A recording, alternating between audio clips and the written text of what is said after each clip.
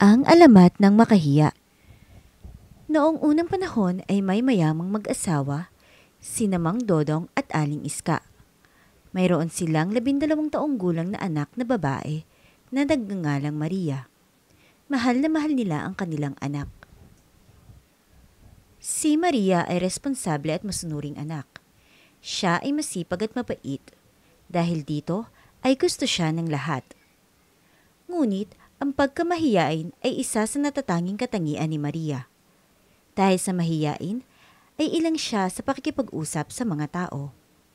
Para maiwasan niya ang makita o makasalimuha ang mga tao, ay palagi niyang kinukulong ang sarili sa kanyang silid. Mayroong hardin ng mga bulaklak si Maria. Ang mga bulaklak ay magaganda at alam ito ng buong bayan. Matyaga at magiliw niyang inaalagaan ang kanyang mga halaman, sapagkat dito siya nakakakita ng kaligayahan. Isang araw, ay kumalat ang balita na isang grupo ng mga bandido ang sumasalakay sa mga kalapit bayan. Pinapatay ng mga bandido ang mga tao at tinatangay ang salapi ng mga residente.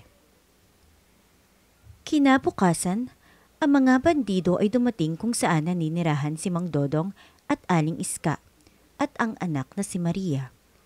Nakita ni Mang Dodong na parating ang mga bandido. Nagdesisyon siya na itago si Maria sa hardin para sa kaligtasan nito. Nagtago si Aling Iska sa kanilang bahay. Nanginginig sa takot habang naririnig niyang pilit binubuksan ng mga bandido ang kanilang tarangkahan. Nagsambit na lamang siya ng mga panalangin na naway protektahan ng Diyos ang kanyang anak na si Maria. Biglang nabuksan ang pinto. Pumasok ang mga bandido sa bahay at pinalo sa ulo si Mang Dodong. Nawala ng malay si Mang Dodong at bumagsak sa lapag. Sinubukan na tumakas ni Aling Iska pero pinalo rin siya sa ulo. Kinalugad ng mga bandido ang buong bahay. Matapos kunin lahat ng salapi at alahas, hinanap nila si Maria. Pero di nila ito nakita. Umalis na ang mga bandido para nakawan ang iba pang bayan. Nang matauhan na ang mag-asawa, ay nakaalis na ang mga bandido. Nagmamadali silang pumunta sa hardin para hanapin si Maria. Pero wala doon si Maria.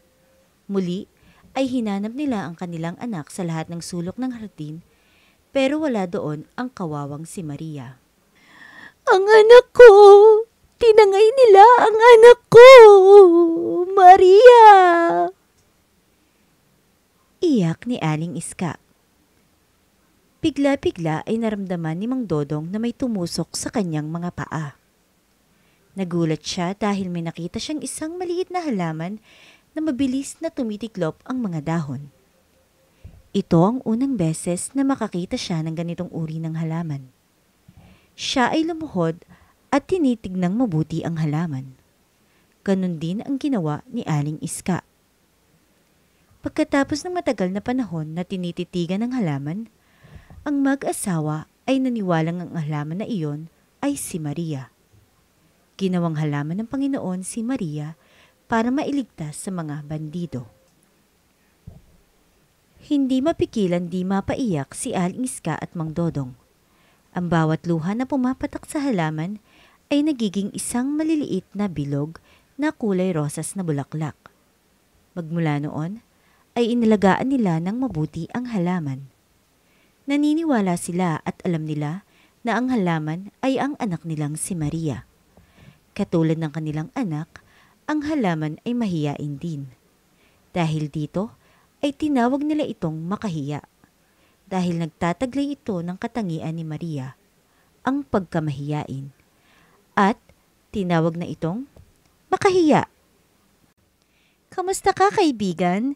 Nagustuhan mo ba ang istorya ng makahiya? Isa ka ba sa mahiyain katulad ni Mariang makahiya?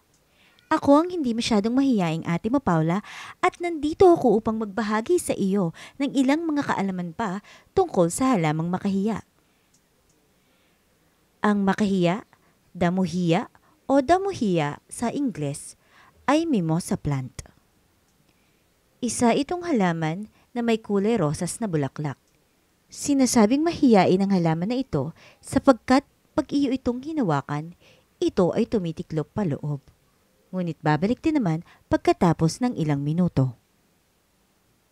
Ang scientificong pangalan ng halaman na ito ay Mimosa pudica. Ang iba pang tawag sa Ingles sa halamang ito ay sensitive plant, sleepy plant, touch-me-not plant, action plant, at shame plant. Dahil sa katangi-tangi at kakaibang katangian ng makahiya, nagkamit ito sa bansang United Kingdom ng Royal Horticultural Society's Award of Golden Merit.